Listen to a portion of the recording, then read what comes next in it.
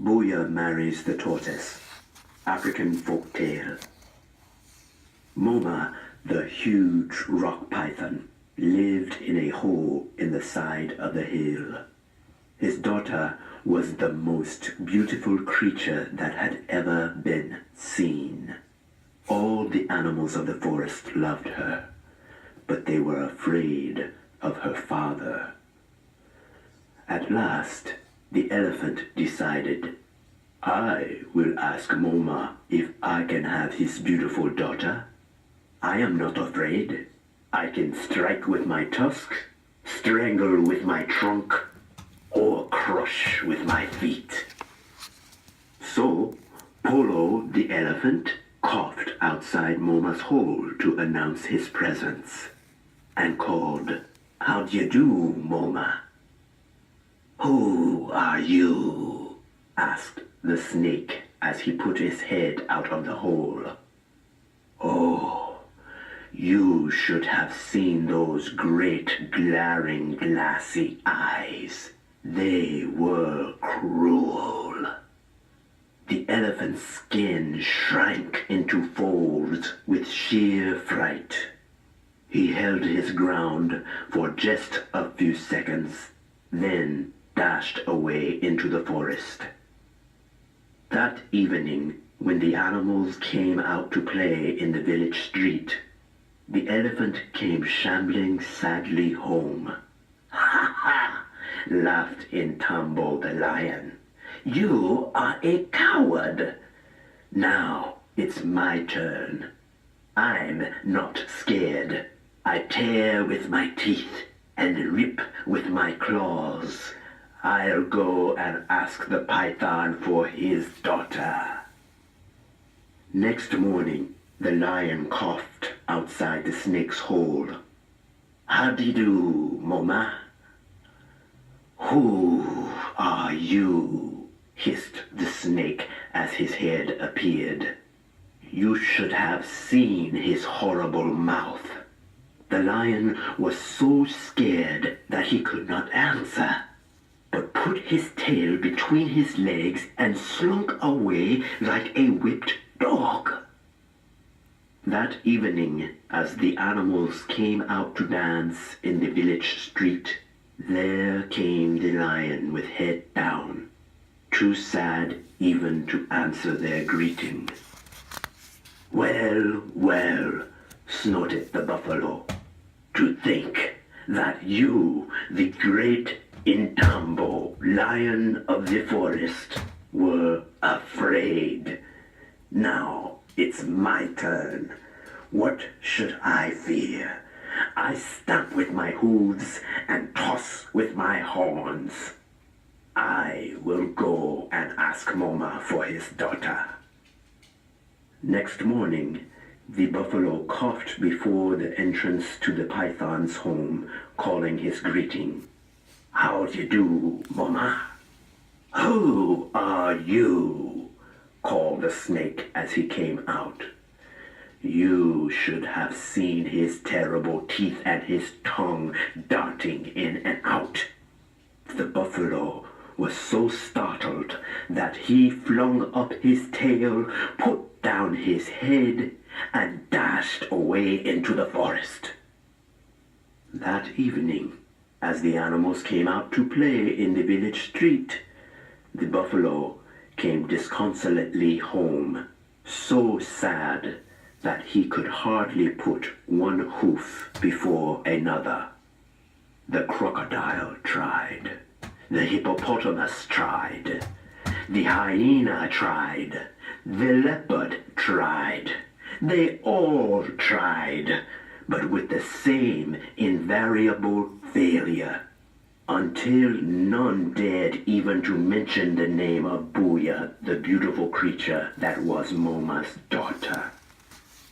Then the little tortoise in Kuvu announced, I have decided to ask Moma for his beautiful daughter in marriage. You? You little silly. As if you had a chance when even the elephant has failed. We shall see. was all that the tortoise replied, and going off to the python's hole, he coughed as the others had done. "How do you do, Mama?" "Who are you? What do you want?" said Moma, unwinding himself from his hole. "You should have seen his head. It was as big as a house. But that was nothing compared to the body that followed it." "I am Inkuvu, the tortoise, and I have come to ask for the hand of Buya, your beautiful daughter, in marriage." "What? You? I'll crush you." And the snake wound himself vast coil on mighty coil upon the back of the poor little tortoise. Inkuvu opened his front door. He put in his head. He put in his legs. He shut the door, and down he went into the ground under the immense weight of the snake. "Now he's dead," thought Moma, and uncoiled himself. But Inkuvu was not dead. He just gave a wriggle and came out of his shell. Then, beaming up into the snake's face, he said, "How charming of you to embrace me like that. I'm sure that we shall get on well together." "What? I can't crush him," thought the snake. "Then I'll crack him." And taking the tortoise in his teeth, he flung him into the air till he looked like a little spot in the sky.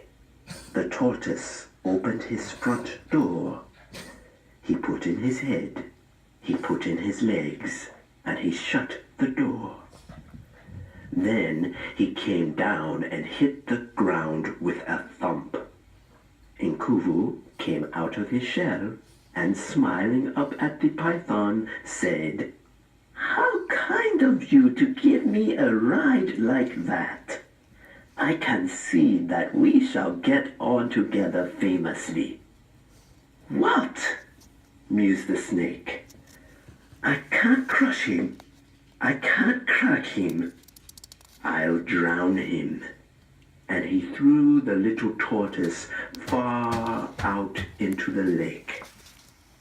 The tortoise opened his front door. He put in his head. He put in his legs. He shut the door, and down he went with a splash into the water. Then, after swimming about for a while in the sunlight, he returned to the bank, beamed up into the python's face, and said, "How good of you to give me such a splendid swim. I can see that we shall be the greatest friends." "What?" pondered the bewildered python. "I can't crush him. I can't crack him. I can't drown him. I know what I'll do. I'll swallow him."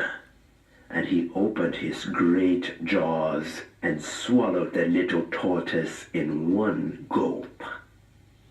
Poor Inkuvu opened his front door. He put in his head. He put in his legs. He shut the door. And down, down, down he went inside the snake. However, Moma the python had never had such an experience before. He could hear a voice down in the depths of his anatomy chuckling, "Isn't it nice down here? I like this." And Moma was so upset that, well, he did what the whale did with Jonah. And there stood the tortoise before him, declaring, "How much you must like me!